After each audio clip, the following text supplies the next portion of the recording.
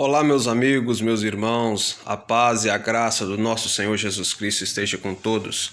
Irmãos, como eu tinha feito uma live com a Luciene Nishimura, do Japão, eu tinha feito uma promessa, vamos dizer assim, que eu ia fazer alguns comentários a respeito do Estatuto da Congregação Cristã no Brasil. Como vocês podem ver, eu estou aqui no site oficial da Congregação Cristã no Brasil e vamos fazer alguma leitura aqui, só para vocês fazer um estudo, vamos dizer assim, sobre este estatuto, tá certo? Vamos lá. Aqui está o início, o preâmbulo do estatuto, que o Senhor iniciou sua obra no Brasil por seu servo em junho de 1910, sem denominação alguma, propagando-se todavia rapidamente por intermédio de seus crentes, desde então chamados por fé em nosso Senhor Jesus Cristo. Eu quero aqui dar um adendo a essa afirmação, que na verdade nesse preâmbulo, nessa frase, eles realmente não mentem. Na verdade, o irmão Luiz Franciscon, que é o fundador da Congregação Cristã no Brasil, tem aí os livros do Itamar Coutinho. Na verdade, ele começou sem denominação, isso é fato. Tá? A ideia do irmão Luiz Franciscon não era centralizar a congregação a uma hierarquia, vamos dizer, eclesiástica. O pensamento dele não era isso, tá certo?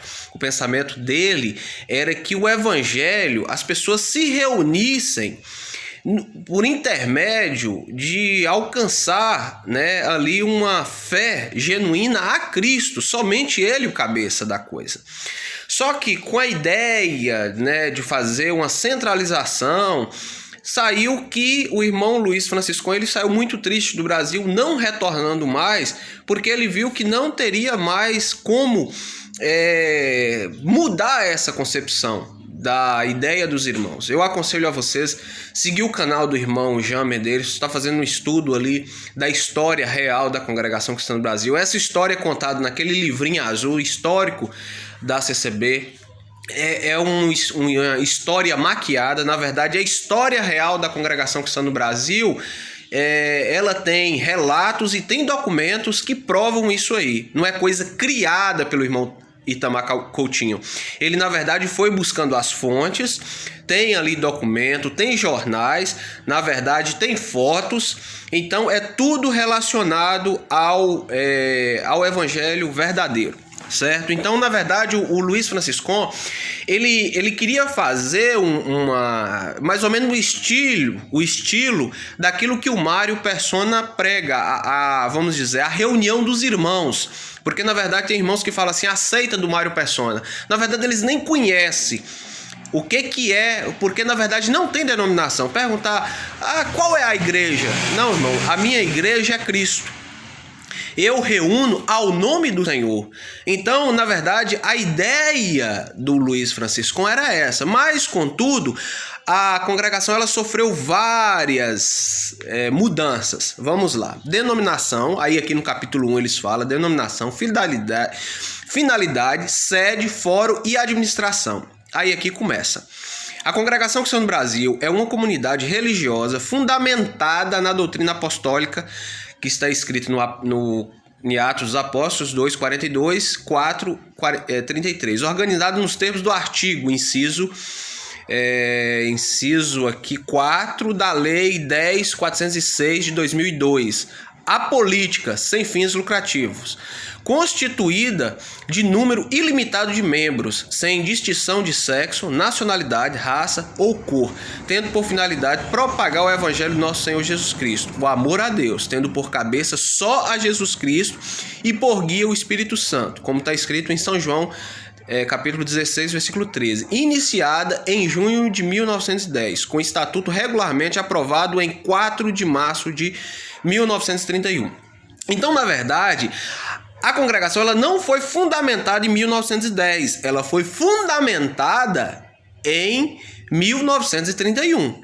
Porque você só consegue dar origem a uma coisa quando você registra ela. Então, na verdade, a congregação ela começou mesmo em 1936. 23 de abril de 1943 teve ali umas reformas no estatuto, porque sempre eles vão reformando o estatuto. E na verdade o irmão Luiz Franciscon, ele tinha um estatuto dele. No livro do Itamar Coutinho lá tem o estatuto que era para ser seguido, mas a Congregação Cristã do Brasil viu que por ela ser uma dissidente de outra assembleia cristã, o que ela fez? Ela primeiro falou, não, vamos resguardar aqui o nosso patrimônio. Porque a Congregação Cristã do Brasil, o que ela preza é o nome dela e o patrimônio dela. Vocês podem pegar esse estatuto de cabo a rabo aí, eles só falam de Jesus Cristo, a doutrina apostólica, em cima. Mas quando você vai descendo e vai lendo, você vai vendo que a defesa do estatuto é para si própria. Tá certo? Então vamos aqui no inciso 1. A Congregação Cristã do Brasil tem sua personalidade jurídica amparada nos dispositivos da Constituição da República Federativa do Brasil, no Código Civil Brasileiro e legislação pertinente. A Congregação Cristã do Brasil não depende nem mantém vínculo com outras quer no país, quer no exterior. Porém, conserva comunhão espiritual com comunidades religiosas no exterior, que professam a mesma fé e doutrina. Vem no artigo 2 aqui. A Congregação Cristã do Brasil terá sede, fórum, tal, instalada lá no Brás, tal. Pronto. Embora seja possível a descentralização administrativa prevista neste artigo, a Congregação Cristã do Brasil é espiritual e doutrina una. Tá. Aí aqui no inciso 2 aqui fala da criação de novas pessoas jurídicas, porém tem que ser fundamentado neste estatuto. Então o que acontece? A Congregação Cristã do Brasil, por exemplo, ela no artigo 3 ela fala: o tempo de duração da Congregação Cristã do Brasil é indeterminado. Eu só vou voltar no 3 aqui, só para vocês terem uma ideia aqui, ó. A administração constituída na cidade, estado, sede, rua, avenida, titular e gerido no patrimônio das cidades, tal. O seu fórum é da comarca de... Pronto. Aí esse aqui é um modelo que a congregação fez para que ela ficasse amparada justamente pela uma organização só, chamada Brás. Certo? O que acontece? Aqui, ó, no artigo 6 fala justamente com isso aqui, ó. A Congregação Cristã do Brasil possui número ilimitado de casas de orações e de administrações. A administração de São Paulo, a capital, compete coordenar e incluir em relatório, nos termos do inciso 1, o movimento espiritual e material das demais casas de orações da mesma fé em todo o país, cabendo-lhe também orientar as demais administrações na aplicação das leis e questões administrativas. Então significa que o Brás é o topo da pirâmide. Ela coordena todas as outras igrejas que forem aderir a esse estatuto, que não sejam dissidentes. Usando esse estatuto aqui e for colocado em relatório, precisa estar amparado e, vamos dizer assim, aprovado pelo Conselho de Anciães mais velhos do Brasil, que fica situado à Rua Parnaíba, no bairro Brás, em São Paulo. Certo? Então aqui no inciso 1º do artigo 6 fala: anualmente é publicado sob a denominação de relatório cadastro das casas de oração, constando os integrantes no ministério de cada localidade no país e no exterior. Toda a administração e casas de oração da Congregação Cristã do Brasil são regidas por estatuto idêntico, ou seja, estatuto idêntico a este. Pronto. Então, se uma administração ela for descentralizada de outra administração, precisa levar esse estatuto aqui para que aquela administração ela possa ter poder estatutário. Tá certo? Agora, disposições gerais aqui. No artigo 7. A receita da Congregação Cristã do Brasil é aferida por coletas e ofertas voluntárias e anônimas, cujos valores devem ser aplicados integralmente em seus objetivos, observando-se fielmente sua finalidade, na administração local ou em outra, a juízo da reunião ministerial prevista no artigo 32 do Estatuto. Em casos de calamidade, o Ministério dos Diáconos está autorizado às transferências apresentadas em relatório na reunião subsequente. O que acontece? Nesse artigo aqui fala que a congregação ela é feita por coletas voluntárias e anônimas, só que eu tenho um adendo a fazer a questão, uma observação, porque na verdade a congregação ela começou a fazer uma coleta de intenção. A coleta de intenção, ela não passa a ser mais anônima, ela acaba sendo, vamos dizer, calculada, porque os irmãos levam aquela coleta de intenção e aquela pessoa faz aquele compromisso, irmão, eu vou dar 3 vezes de R$50, então automaticamente você está vendo o que aquele irmão vai dar em coleta de intenção. Então essa questão de anônima aí já quebrou esse sigilo. Muitas das vezes as coletas que você coloca na caixinha, ela pode ser anônima, mas a partir do momento que eles começam a fazer coleta de intenção, ela já deixa de ser anônima, tá certo? Aí fala aqui no inciso do capítulo 7 aqui, ao final de cada exercício, os saldos serão transferidos para o exercício seguinte, integrado ao patrimônio social, por deliberação conjunta de conselho dos anciães, diáconos e administração. Poderão ter sua finalidade adequada a outras necessidades. Então o que significa? Isso aqui que nós acabamos de ler. Se a congregação, uma administração, ela tem um valor ali, vamos dizer, que está sobrando no caixa, o conselho de anciães, diáconos e administradores, eles podem tomar ciência daquilo e aplicar naquilo que for de necessidade, ou seja, uma construção ou calamidade, enfim. Esse artigo aqui é usado para isso. Então, se você dá coleta, vamos dizer, para manutenção, para viagem e tal, e aquele saldo está, vamos dizer, sobrando, esse valor ele pode ser transferido para outra finalidade. Finalidade que vai ser aprovada em reuniões ministeriais. Tá certo? Então aqui no artigo 3 eles falam que quem aceitar Jesus Cristo como seu Salvador, conforme consta no capítulo artigo 1, 19 e 20 desse estatuto, submetendo ao santo batismo, ministrado segundo a fé e doutrina da Congregação Cristã do Brasil. É admitido como seu membro e assume uma responsabilidade pessoal para com Deus.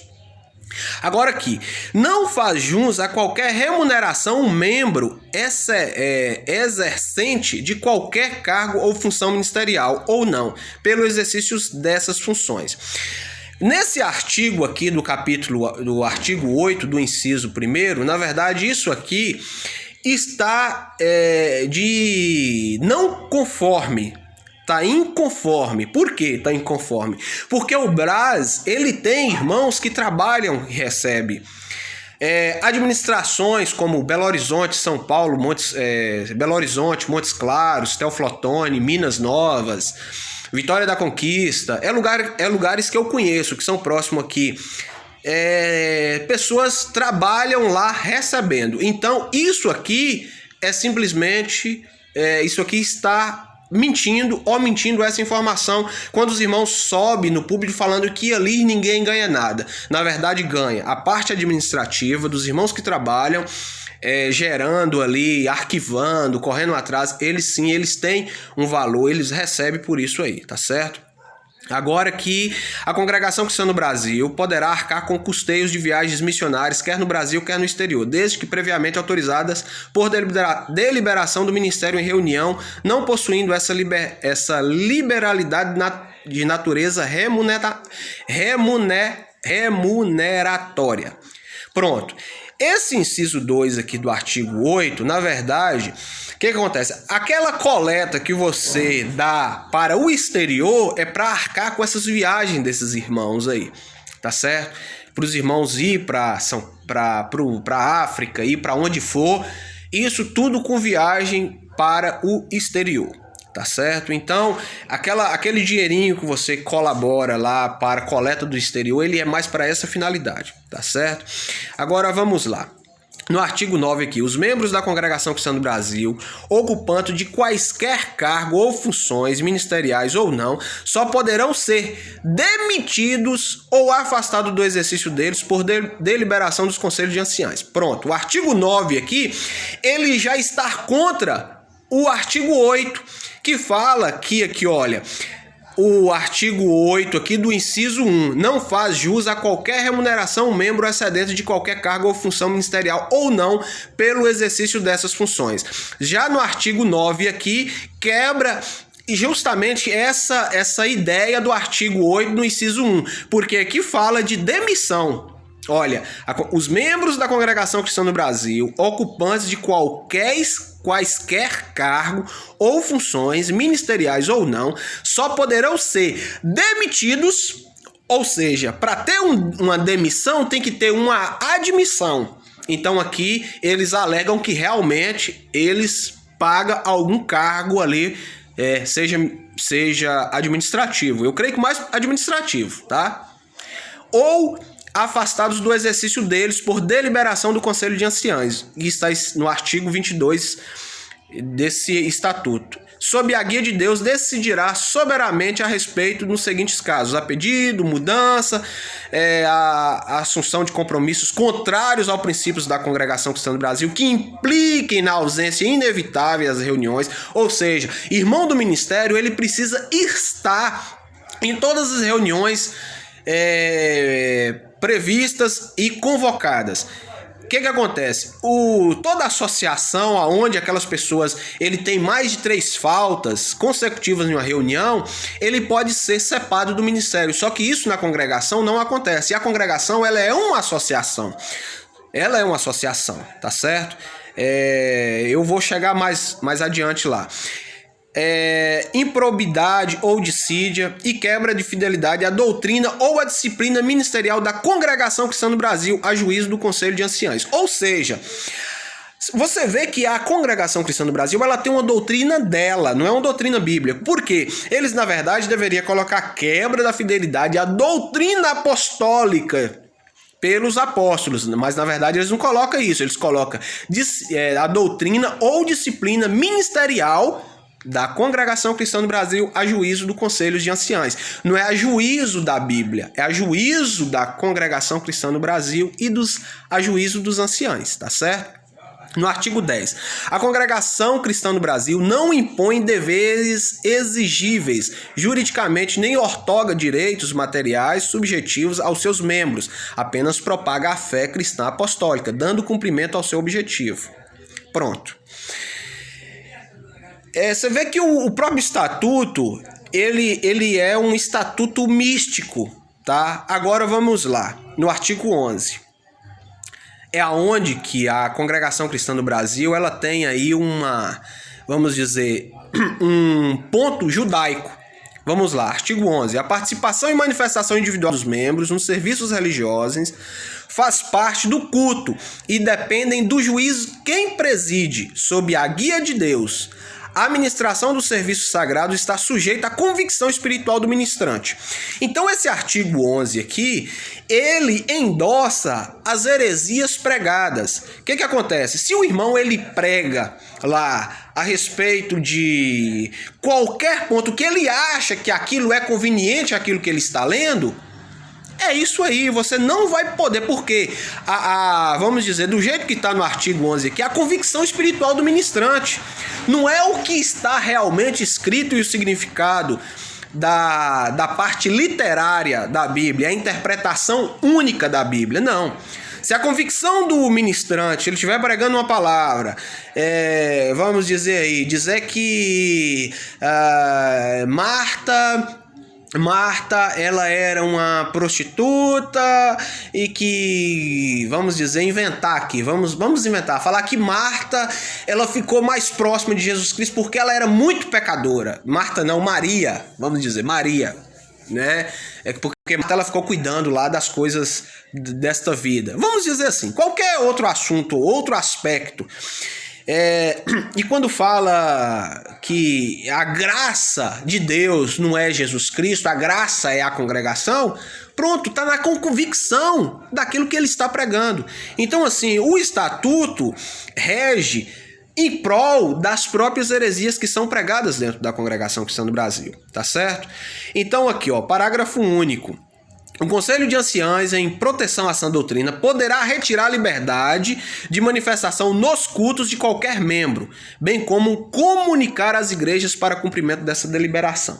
Então, meu irmão, aquilo que você via ocorrendo antes, ó, tal irmã cometeu um pecado de adultério, ela não pode participar. Tal irmão pecou, ele não pode exercer, ele não pode tocar.